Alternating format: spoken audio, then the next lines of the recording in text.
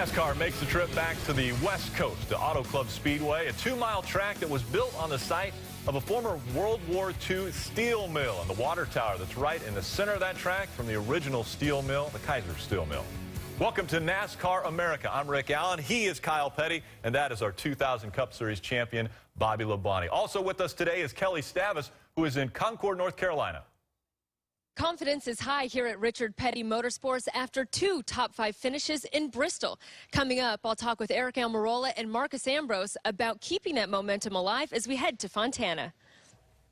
And just up the road from Richard Petty Motorsports is our Charlotte studio with Marty Snyder. We want to take a moment and talk about the 6-time champion. Is this Jimmy Johnson's week, Marty?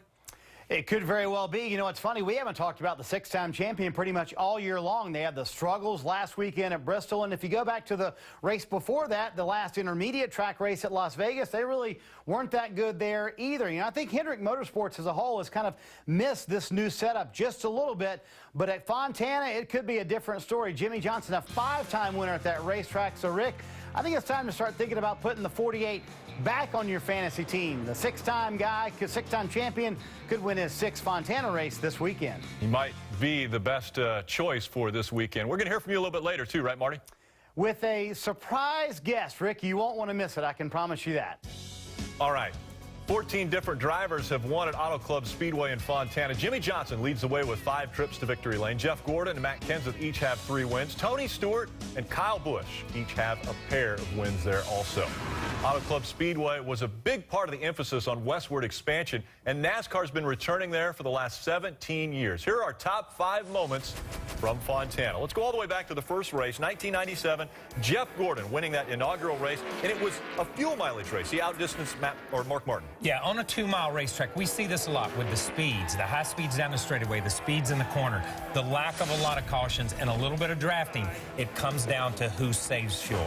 How about this hit for David Rudman in 2007? And like Kyle mentioned, the speeds, and I was right behind this accident. That was a huge hit for David. I'm glad he got to walk away from that one because that was very, very tough. At number 3, 2002, Jimmy Johnson's first career win. It came in his home state. Yes, a glimpse of things to come. Between he and Chad, the combination that they started that day, winning that first race, to go on to 6 championships and the dominance in this sport, that was just a glimpse of the future. In 2011, it wouldn't be Jimmy Johnson's day. It actually would be Kevin Harvick. He makes the last turn, last lap pass for this win. I love the highlights of this race. Kevin did a great job going the outside of Jimmy and just out-powered him towards the to the victory. Our number 1 moment comes from last year. The battle on the final lap between the 11 of Denny Hamlin and the 22 of Joey Logano. That's the 18 of Kyle Busch going forward. He'll actually get the win. Denny Hamlin gets the hard hit here. Amazing. That thing comes off the racetrack, has compression fractures in his back. Tough hit. Yeah. Celebration for Kyle Busch, an ambulance ride for Denny Hamlin, and it wasn't over on pit road. I'm not sure this fight is over. Yeah, they're still fighting. You can go to the racetrack any weekend and see these 2 guys going at it. Well, the 2-mile Auto Club Speedway has been hosting Sprint Cup races since 1997. Never having been repaved, the track has the oldest asphalt surface among ovals in the series. And following Denny Hamlin's wreck in last year's race, the track added 1,000 feet of safer barrier on the inside wall of Turn 4. And let's talk about that. That inside wall, obviously, we didn't expect anyone to hit that, so that's why they didn't have safer barrier there, but Denny Hamlin proved you can hit anywhere. Exactly, and a lot of guys have done that, you know, before this now, but, you know, hey, NASCAR did a great job coming in there. They saw that happen, obviously. They're going to put some safer barrier there. They do a great job at, you know, finding that problem. Hey, we're going to fix it, make sure it doesn't happen again. Yeah, NASCAR, they do a really good job of simulating accidents through their programs and saying, okay, if a guy spins here, he's going to hit here. If a guy spins there, he's going to hit at this angle. And they've taken all their racetracks, given them recommendations, and fixed that. Obviously, you can't do everything. A driver will find and a car will find that bad place on the racetrack. One of the other things a driver will find is any way to get an advantage, and at Auto Club Speedway, we're probably going to see side drafting. Yeah, we are. You know, side drafting has always been a play there since it was built, and we'll see that again this weekend. And, you know, but the new setups this year, Kyle, correct me if I'm wrong, is going to be different because a lot of guys are going to have a different setup in their car, so it might play a little differently. But, you know, the side drafting is important there. You can slow a guy down by getting up to his left rear quarter panel, kind of like you do at Daytona in Talladega. Yeah, we see Biffle going down the front stretch on the 20 car of Matt Kenseth. We see him get right up against the door. And that car, it just makes that 20 car just adds enough drag that it comes back just a little. Biffle will turn left and drive away from him. That's side drafting. And yesterday we talked about 5 different lanes and the apron coming into play and side drafting now. A lot of things to think about. Well, coming off a pair of top 5 finishes at Bristol, we pay a visit to Marcus Ambrose and Eric Almirola as the duo looks to get Richard Petty Motorsports back to victory lane.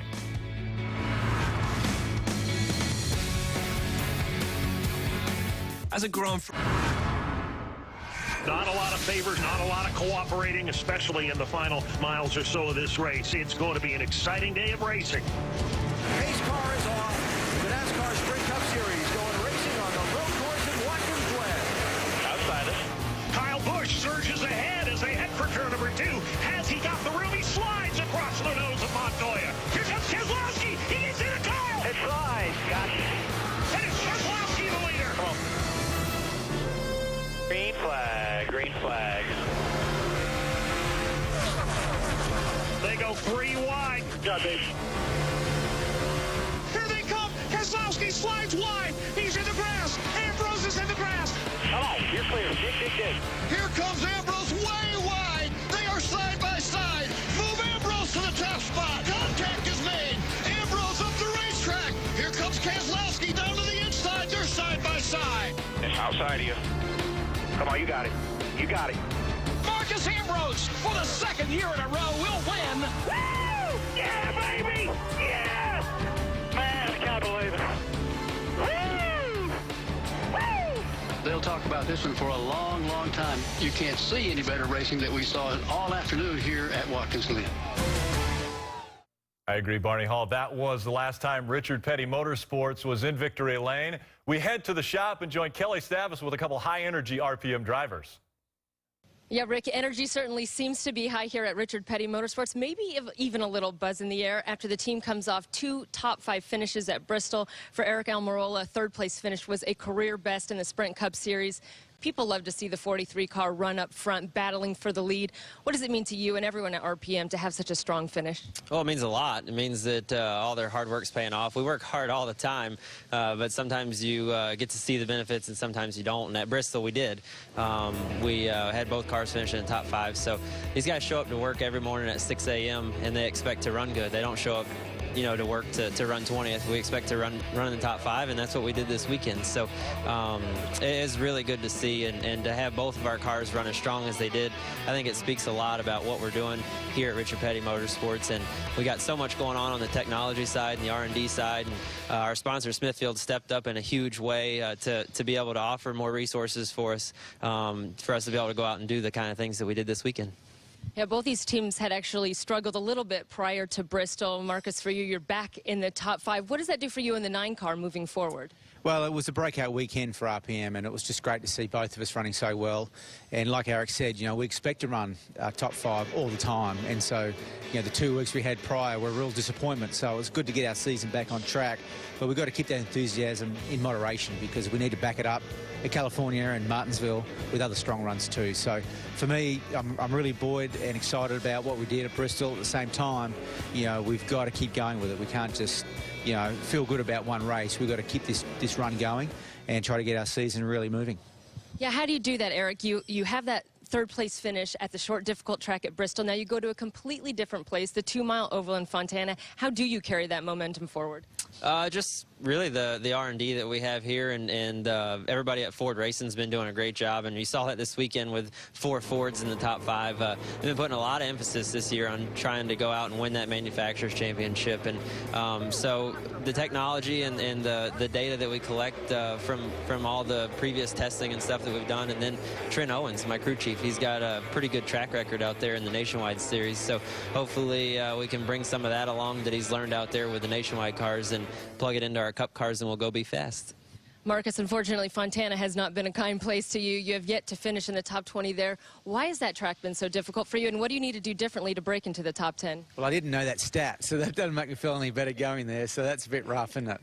I better fix that this weekend. But I've had speed there. I've led laps, and I've run at the front, but it's a tough track. It's really one of those. I mean, Michigan I run really well at. it's a 2-mile speedway. Yet at California Speedway, I've really had a lot of trouble out there, and I can't answer it for you, but I know I'm going to try my hardest this weekend to break that stat. That's a terrible stat. We don't need to bring that up again. Yeah, Rick, I just love being the bearer of bad news, but both these guys looking to bring forward its 3rd consecutive victory as we head to Fontana.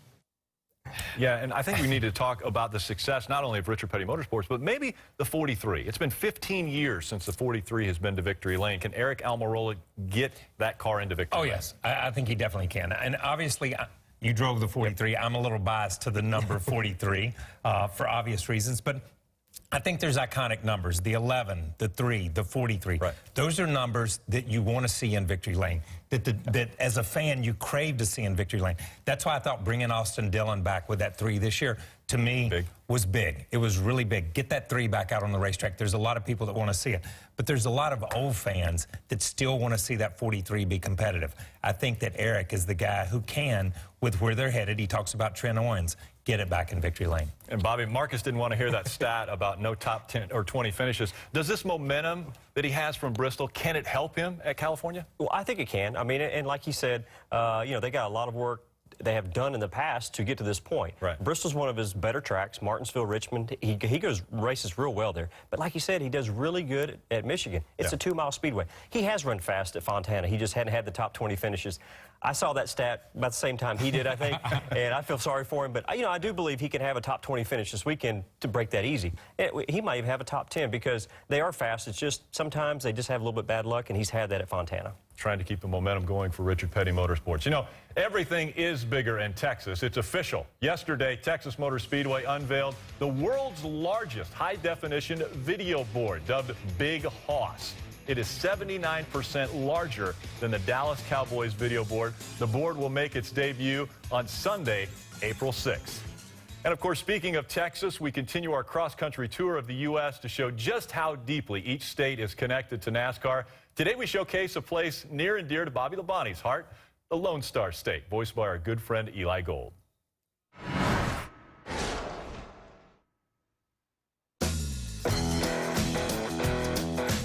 Everything is bigger in Texas, and the Lone Star State's impact on the history of NASCAR is no exception. Texas Motor Speedway in Fort Worth has hosted all 3 of NASCAR's major touring series since 1997, but it wasn't the first track to welcome NASCAR to the state. That distinction belongs to the Texas World Speedway, a 2-mile high-banked oval and College Station that held 8 Cup Series races between 1969 and 1981. The USAC Champ Car Series also ran at Texas World Speedway in the 1970s, and it should come as no surprise that Texas's most legendary racing icon scored the most checkered flags there. A.J. Foyt transcended all forms of racing in a career that spanned nearly 40 years.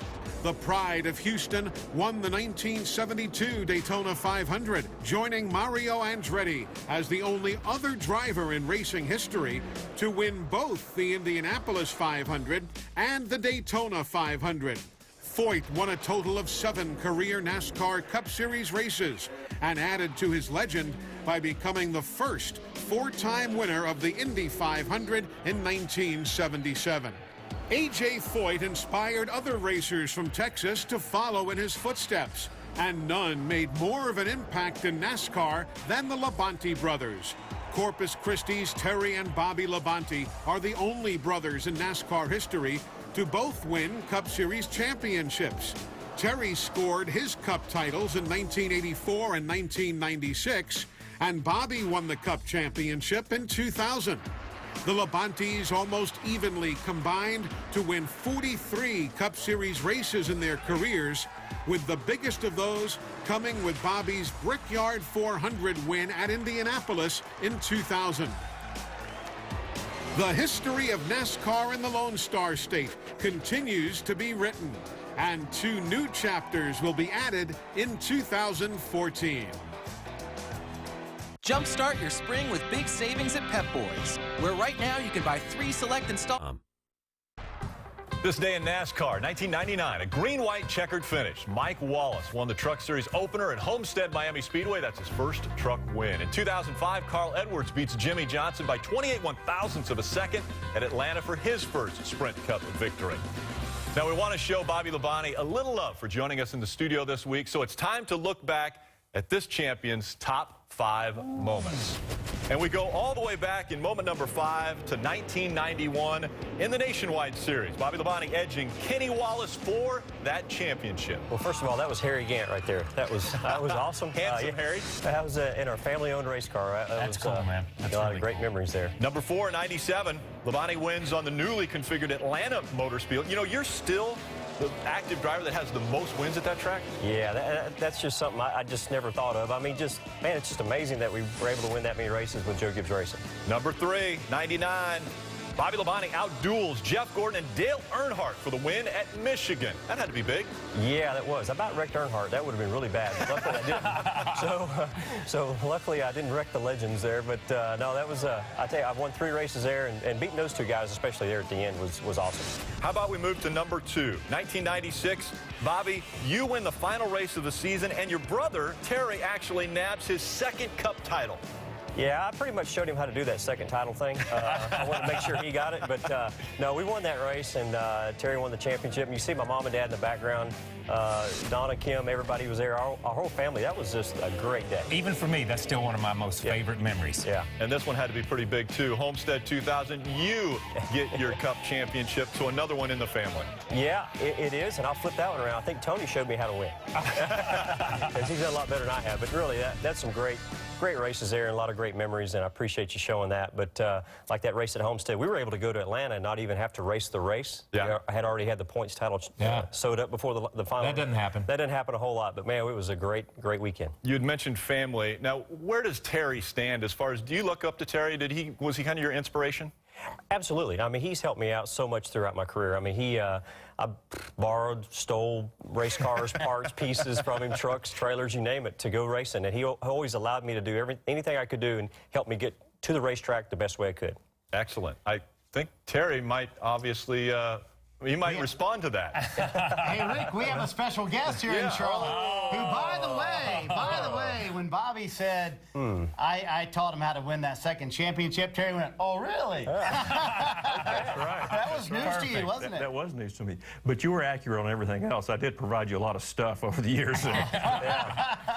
Thanks a lot, yeah. That's what he's here for, to provide you with stuff, right, Bobby? He did. I mean, that's what older brothers are for, and I really do appreciate that. Anything I can do to help you at this point in time, I will. Then what was Bob for? He was listening, right? Right, Bobby? Bob just managed the tempers. Okay, got it. Just checking. Want to get Bob in there, okay? Oh, yeah, just got to get absolutely. So what do you got to say about that? Got to get a Bob Labonte reference in there. So, real quick, some good Bobby stories, but I'm sure that moment for you, when you and I have always talked, winning that championship, him winning that race, is probably the biggest moment of your career. Oh, it definitely was, winning the championship there in Atlanta, and Bobby winning the race. That was a highlight, I think, for our entire family, and it was a very exciting day. And I go back a little bit in time. Bobby's first championship there with the Busch car. I think we started out that season with a wreck at Daytona, and I had a car in the race, and so I qualified my car. And unfortunately, back then, NASCAR didn't, if you changed drivers, you didn't have to go to the back. So Bobby started the race in my car, and about the time I got up on top of the transporter to watch the start of the race, there was about a 20-car pileup, and all I saw was my car right in the middle of it. I thought, oh, my God. But the season turned out okay, but we got off to a rough start there. It's not how you start, it's how you finish. That's right. That is right. That is right. Was he in trouble a lot as a child? You were in trouble a lot as a child, but no. After he saw what I went through, he was definitely smarter than me, because he didn't get near as much trouble as I did. True story, Bobby. He had to run laps one time around the neighborhood because he got in trouble with Bob, right? He did, because he didn't want to go to school. So my dad would sit in the lawn chair and kick him in the tail every time he came by. I didn't want to do that. I skipped over 30 days in the 4th grade. Whoa! You skipped 30 days in the 4th grade? I did, yeah. And so Bob made you run laps in the 4th grade? That was just one of the things he tried to convince me to go to school. Oh, okay. So he finally got me convinced. All right, Bobby, you did not do that, correct? Oh, no, I didn't do that. Man, I went to school. I didn't learn a lot, but I went to school. Very good. I'm glad you guys have had such a good relationship over the years. Real quick, Terry, I want to ask you one thing about you. It came out that the Daytona 500 was going to be your last 500. You told me you're running Talladega, both Talladegas and Daytona. Is this it for you? Are you done at this point, or what? Well, I've pretty much milked this retirement for several years now. So I told him last year, I said, look, I think this will be the last year. And then I let Frankie talk me into running this year. So I said, okay, before we start here, this is my last year for real. And so we went to Daytona, and we just barely made the 500. And but it was exciting. 500 for us. Frankie's car ran well. Our C&J Energy's Ford ran well. And so didn't have a scratch on it until about 6 laps to go, and then pretty much tore it to pieces. So, but they're going to get it fixed, and so we're going to head to Talladega with it. Well, good. Well, and we appreciate you coming to the Charlotte studios. And how's Bobby done in the studio this week, by the way? He's done good. Yeah, done good. Look good. Look sharp, buddy. All right, Big Brother gives a thumbs up to you, Bobby. That's good. Hey, Marty, I appreciate you coordinating this long-distance family reunion, so thank you guys for joining us. And as always, we celebrate tracks around the United States. Many of the sports legends cut their teeth at Hickory Motor Speedway in North Carolina, including Dale Earnhardt Sr., whose father Ralph was a 5-time champ there. Morgan Shepherd won a nationwide race at the track in May of 1982. And the king of modifieds, Richie Evans, was a 2-time winner at Hickory in the late 70s. I need new struts for my 2000 Toyota. Let me see struts by AC Delco, Monroe, and any under $50. We might be able to get some struts from the warehouse. Why watch the counterman tap on his computer and hope he chooses the right part? Go to rockauto.com. Auto and body parts from hundreds of manufacturers. Choose the brands, prices, and features you want. Auto parts at the lowest price. Conveniently delivered to your home or business. All the parts your car will ever need, Rock Auto. As a Grand Prix world champion in triathletes, I know how important it is to stretch before any competition. I also know it's important to stretch. Mobil 1's advanced technology lubricates our engines. Yes, that is true. And my joints. Oh my word. Soda cookies. Want one, Jensen? At GMC, incredible thinking always comes first. Like the GMC Sierra, the first pickup to offer a V8 engine that gets an EPA estimated 23 highway miles per gallon. The first. And welcome back to NASCAR America. It's that time in the show. We need to find out who's going to win in Auto Club Speedway this weekend. I'm going to start with you. Who's your prediction to get to victory lane? I go first because I was so bad last time I was here. My choice is Joey Logano. And here's why. The guy has qualified on a pole already this year, has run up front, has led laps, has been in contention to win races week in and week out. Now, last week at Bristol, had a mechanical problem, but the way he ran last year, he was within 200 or 300 yards of taking home the trophy last year. This year, he gets it. Bob, you got anybody who can beat the 22? I like your pick, but I think Jimmy Johnson is going to win this weekend's race. Good pick. Hey, he hasn't won in like 3 or 4 races, so he's due for a win, right? And that's his home track. 2 years ago, he and Kevin Harvick battled for a victory. He lost, but he was close. So I picked Jimmy because I think he is fixing to jump out of his slump that he's been in for 3 or 4 weeks now. So Jimmy Johnson has won at the track 5 times before. You think he's going to make it a 6th time? Exactly. Joey hadn't been to victory lane yet there, and you think he's getting there this week? He's there. He's going to drive right past Tony Stewart, right into victory lane. All right. Unlike last year. All right. Great predictions by both of our professionals. Thanks for joining us here on the show. It has been a very eventful one. From our entire NASCAR America family here on NBCSN, thanks for joining us. Remember to follow us on Twitter at NASCAR on NBC. Pro Football Talk is next. Have a great weekend, everyone.